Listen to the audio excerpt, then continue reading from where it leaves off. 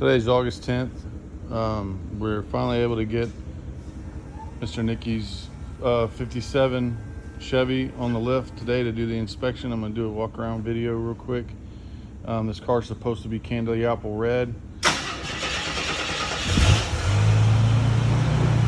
The red is the candy is fading. That's why it's starting to get an orange, and you can see the cloudiness from the spray. And it's tiger striped on the roof. You can see the cloudiness right there. The paint job probably was decent, 18 years ago or 12 years ago when it was painted, but the paint process was rushed, I feel, because we got a big split on the dash where the clear coat shrunk here, and it's on the dash right there. It's clearly visible, and you can see the tiger striping. There was some body work done. You can see it kind of goes like this. There's delamination on the paint job all the way down, all over the place. This is all over the car. There was some photos saying that there was body work done from here down and they repainted this, or from the top up, but no matter what it is, they definitely didn't get it matched right. But I mean, candy's really hard to match on a respray. Not only that, like I said, the candy's faded. Whether they didn't use intercoat or whatnot, or this car sat outside in the sun for the last 10 years. You can see the tiger stripe clear as day on the deck lid.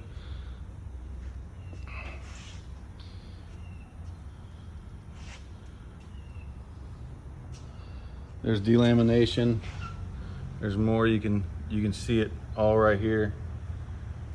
All right here, and this is under the base coat. There's more here.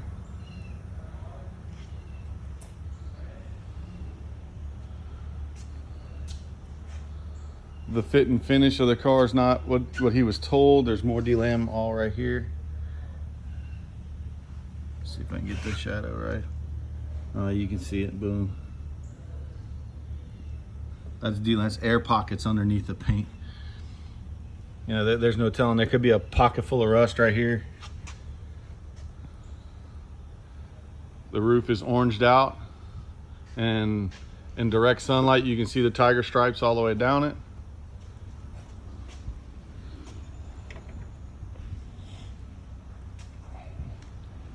Only half of the gauges work, if any.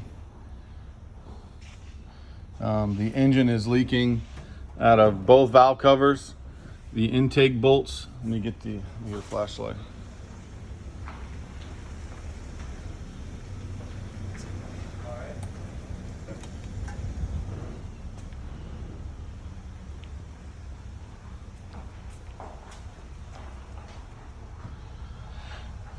He was told that the car had no leaks and it was ready to run, could drive it across the country. I mean, I've driven cars across country with leaks worse than this, but at the same time, it's not what he paid for. This thing's been leaking for a long time. This is not something that happens in a trailer or anything like that. The valve covers are leaking, both valve covers. And the paint is peeling everywhere because they didn't use proper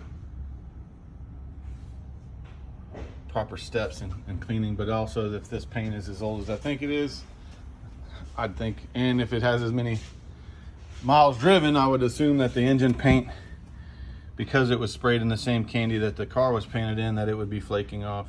But intake bolts are also leaking on this side, and the manifold gasket's leaking. And not only that, let's see if I can get down here in this video.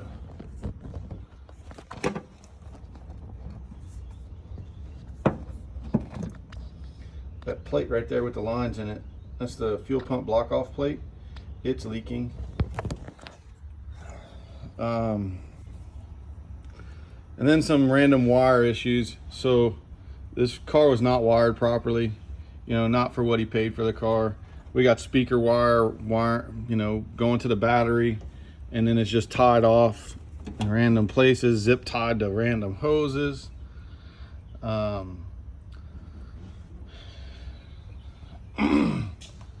This is how they wired in the radiator, cooling fan.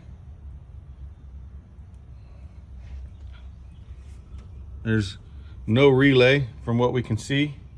So this right here can heat up and burn up. The hood hinges, they're not working. Well, the hinges work, but the springs they've lost their spring tension, so the hood won't stay up. The previous owner tried to tell us that we should not have put lubrication on them because they were squeaking and stuff like that, which doesn't make any sense to me. But the engine's not as sanitary as the engine bay is not as sanitary as he was made to believe it was. There is some more wiring issues back here. This is what I found as well.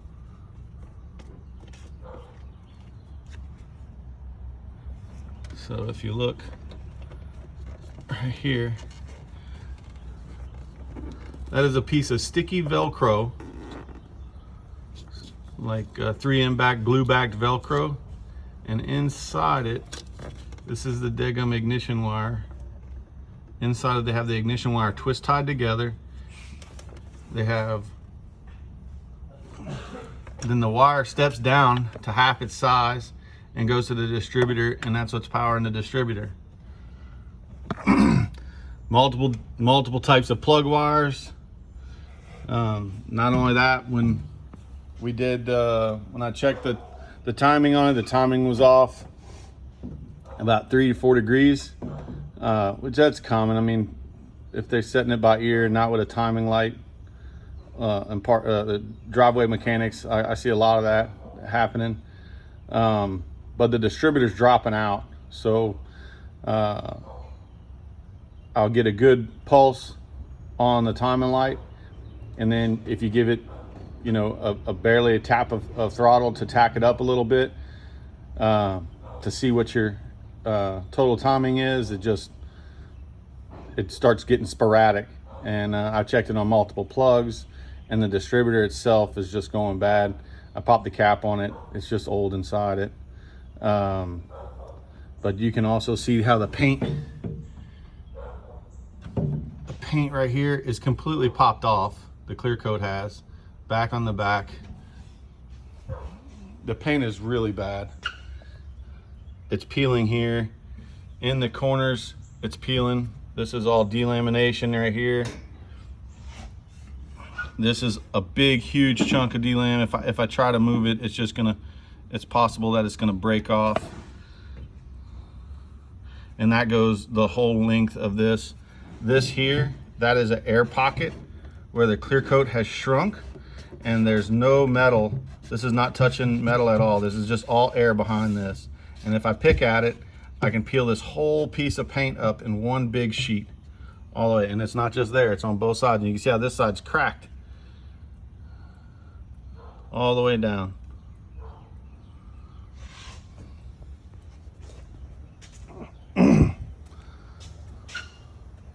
We'll get the car in the air.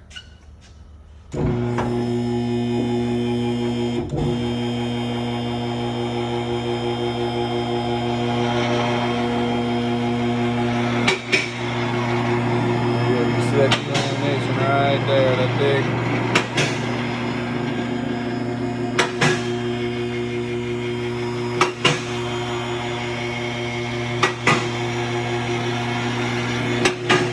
There's some more pockets. Delam all across the bottom. There's delam all across the bottom of here. You can see it all right there.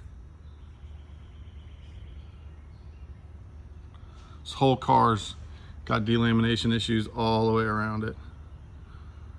The only way to fix that is to bring the paint all the way back down and then all the way back up. You can see it all the way up the door. It's just horrible.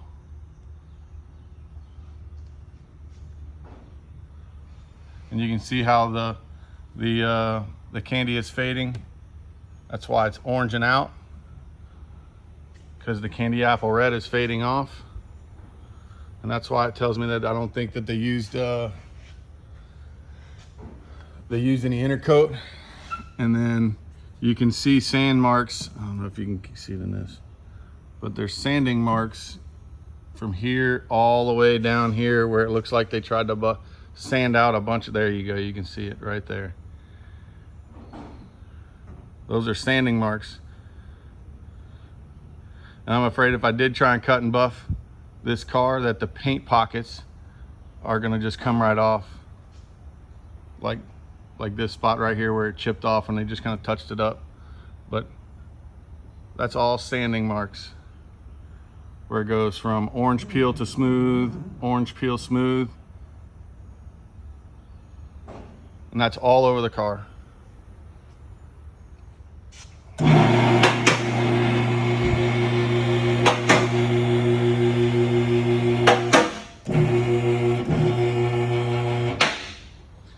So the transmission is leaking and has been leaking. I know a friend of mine, his transmission shop, the customer didn't know that I used the same transmission shop that he brought it to, but the O-ring in here was completely gone, and they had packed silicone all the way around this speedometer pickup that stabs inside there. There's an O-ring in there that just needed to be replaced.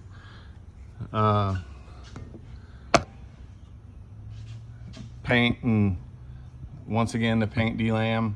They shouldn't have used that paint on hot surface, on hot stuff. It's just shrank right up.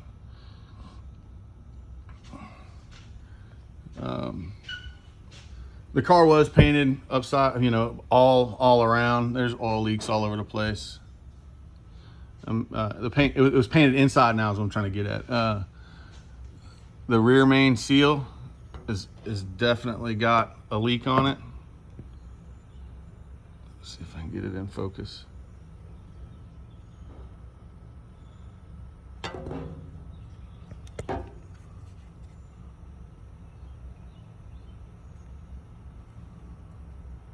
It's leaking. Transmission input seal's leaking. That's red transmission fluid.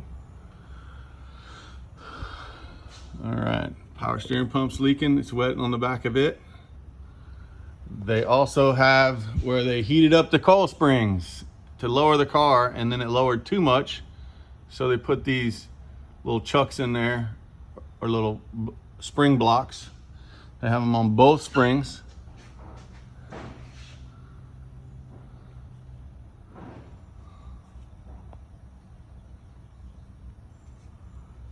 And the reason I can know that they heated it up, you see how that spring's leaned over like that?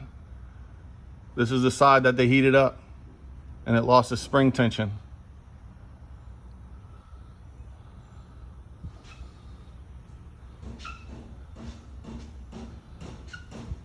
All right, the car has no parking brake and never did. That's the parking brake pulley right there, and it's got paint on it all the way around. And there's no signs of wear from a cable. This is all new exhaust that had to be put on there, because the exhaust that was on the car originally was completely rusted out all the way down the car. I don't have any photos of that. The shop that did the work is a very trustworthy shop. I sent some of my hot rods over there to get done. The fuel pump. So this is the fuel pump right here that they just painted right over. The hose, this is what gets me. So the hose, the fuel line is zip tied to the shock. Zip tied to the shock. And it comes down, it's kinked. It's kinked right there. That'll also cause it to not run correctly. The gas tank looks fairly new. They did silicone the sending unit in. I'm assuming it had a leak at one point in time. I don't know if it's still leaking because we haven't put a full tank of gas in it. We did drain half a tank of bad gas out of it.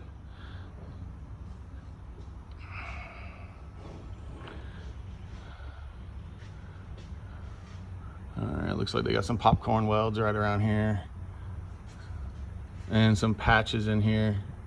This corner could have been hit at one point in time. There's no telling, all rotted out.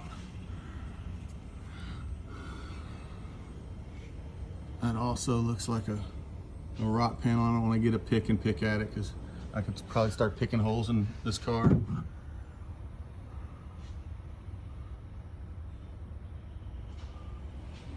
The wiring is a brand new wiring harness.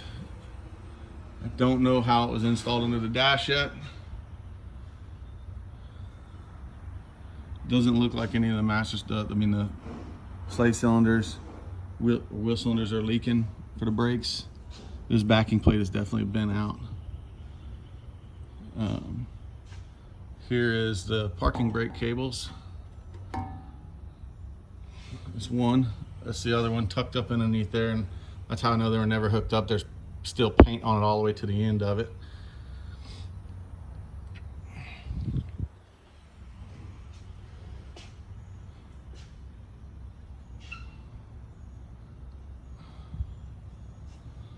Like I said, the car was painted on it. Looks like to be like a rotisserie paint job. There's some more delam in there. A black spot, that's all paint missing. Same back there on the back. You see where the delamination came off. The paint all came off of there. Big time in here.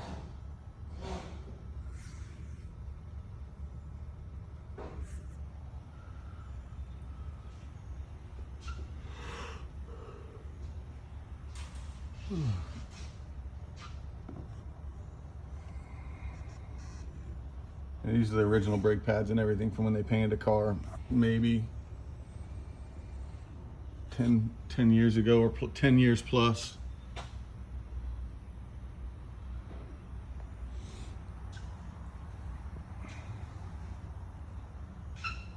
So there's delam all over this car.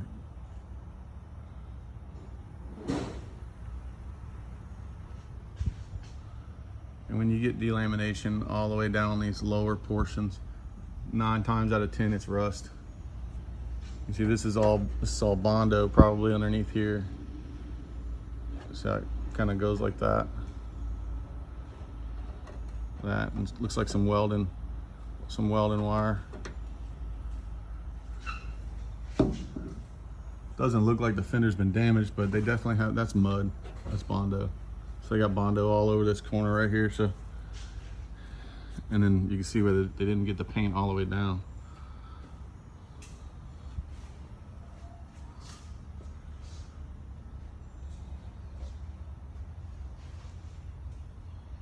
The front end looks pretty good. All the chrome on the car looks really good. It's a typical wear and tear spots on it. It doesn't look like it has any big pitting or bubbling or rust coming through the chrome or deplating or anything like that. Stainless trim looks to be all in decent shape. I think, yeah, that's the one spot that it's kind of messed up, but most likely that happened when they try to do some body work on the back. But the back chrome looks pretty good too. Even the gold plated items, they're in good shape for the age of the car. As far as the age of the restoration on the car, the chrome and stainless, like I said, are in good shape. Let's lower the car.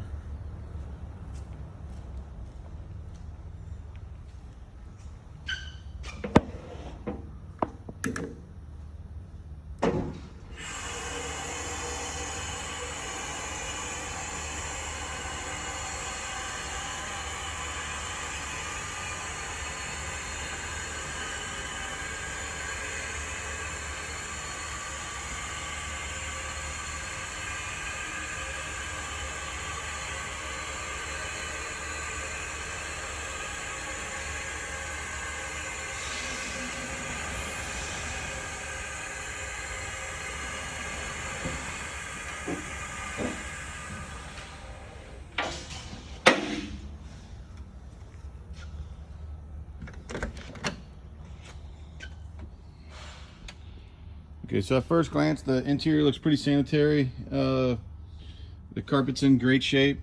All the interior door panels and interior panels are in really good shape. You could tell it was upholstered, like I said, about 10 plus years ago. This was kind of the style that was going. It's a really decent layout. Now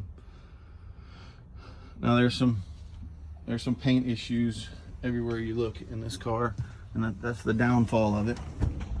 So that's the delaminate, not just the delaminate, that's the shrinking of the paint.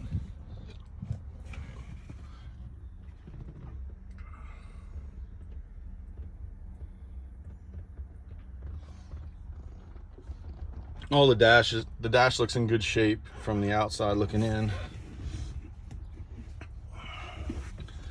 None of this stuff works. They got toggle switches that control. This is the AC on and off switch, yeah, for this under the dash unit. The oil pressure and temp gauge, I think these two down here work, but nothing up here works. The speedometer is sporadic. It's bouncing. It tells me that the cable's broke, or it's got some burrs from corrosion inside the cable. Very common in an older car. Water has been getting inside the car from rain.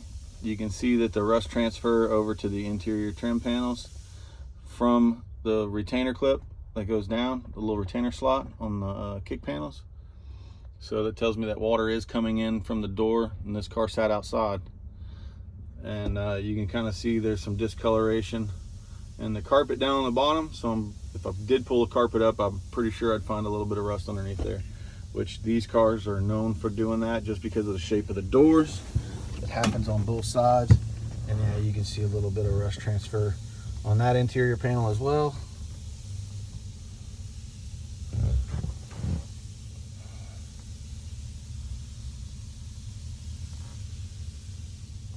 The carpet is not a high quality kit. It's just a good, but it is a nice kit. The seats look to be wrapped pretty decent. This big old center console is a little awkward. The shifter on the car, it's kind of sticky. It needs to be adjusted. So when you go from park to reverse, you got to kind of find reverse a little bit, and then it'll catch. And I don't think it's going all the way to to first, because it's hitting the slot inside this. I just think this was just a planning issue when they did the interior. I don't think it's a big deal, or would hurt the value of the car or the required maintenance to get the car drivable and definitely be able to enjoy it again. I think just a couple adjustments on the transmission on this style linkage. It should be all hard linkage, but I can get under and check. These are normally good units. I normally don't have any problems with them, but if they're not set up properly, they won't detent properly. So I think that's the issue with this here. The car does not start right away. You have to, just like any other old carbureted car, you normally have to pump it, but with it being an electric fuel pump, you should not have to prime the carburetor very long. A couple seconds with the fuel pump on, and it should kick right on. The fuel pump, I cannot find a fuel pump relay, so there's another possible safety hazard with that fuel pump. If it locks up or something like that, the wires could overheat, catch the car on fire, things like that. I have not gotten under the dash to check, but there you go. There's some wires just chilling. I don't know what that goes to.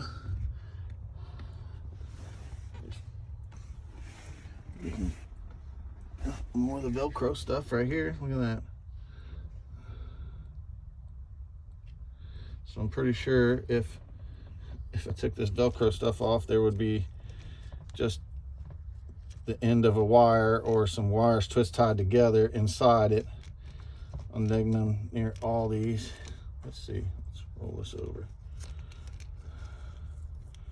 Yep. I don't know if you can see that. But everywhere there seems to be one of these pieces of Velcro. They have just bare connections spliced together. These are just male and female spades they got. And I'm pretty sure if I get really deep into the electrical on this car, it's going to have a bunch of electrical gremlins on it. The wiring harness, although new, was not installed properly. Just from a glance, I can tell that.